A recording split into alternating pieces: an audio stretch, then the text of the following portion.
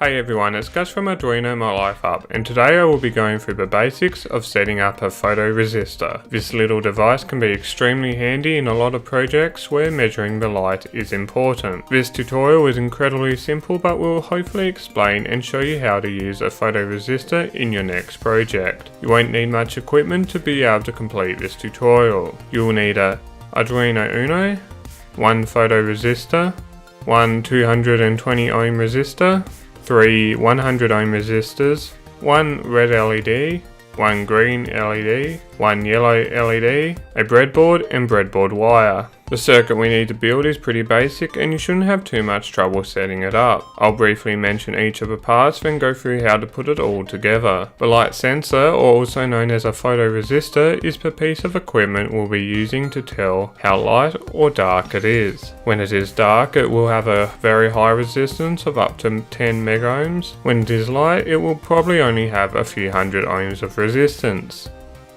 The LEDs in our circuit will represent the current amount of resistance across the photoresistor. Green will be when it's at low resistance or in lots of light. Yellow will be when it's at medium resistance or there is shade across it. Finally, red will represent when it's at high resistance or in the dark. First, hook the 5V wire up from the Arduino to the positive rail on the breadboard. Next, hook the ground pin to the ground rail on the breadboard. Next, place the photoresistor onto the breadboard, hook a wire from one end to the positive rail. On the other end, have a wire go back to A0 on the Arduino. Finally, on the other side of the wire, add a 220 ohm resistor that goes to the ground rail. Place the 3 LEDs onto the breadboard, the green, yellow and red. On each of the LEDs, add a 100 ohm resistor and have this go back to the ground rail. Now place a wire that goes back to the Arduino for each of the LEDs. Red goes to pin 4, yellow goes to pin 3, and finally green to pin 2. Now we're ready to turn it on and deploy the code. If you have had any trouble, please refer to the diagram over at arduinomylifeup.com. Before we start anything, we first need to set up all our variables. For this program, we need 4 variables to store our pin numbers and 1 variable to store the value of the analog pin. These are all of type integer. Now set all the pins for the LEDs to act as outputs. You don't need to worry about setting up the analog pin.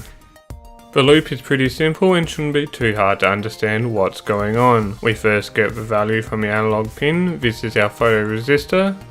Once we have the value, we compare and turn on the relevant LED. For example, the red LED will be when it's dark, yellow for shady, and finally green for light. After this, delay for 200 milliseconds, turn all the LEDs to low, and then check again.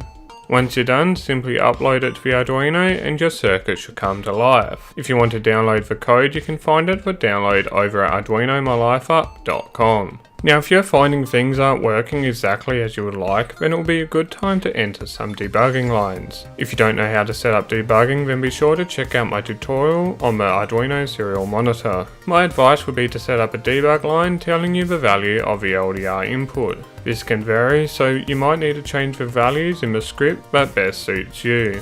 A problem I found is the light from the red LED setting off the light sensor. My best advice for this would be to move the light sensor away from the red LED as much as possible.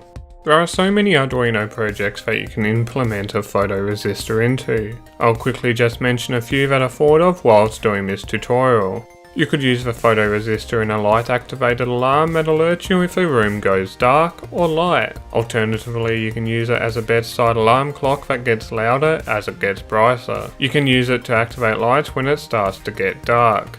For example, this would work well if you have outside lights that light up some stairs or similar, but only want them on when it gets to a certain level of darkness. You could also hook it up to a chicken hatch so that it automatically opens in the morning when it starts to get bright. These are just a few ideas to what you could do.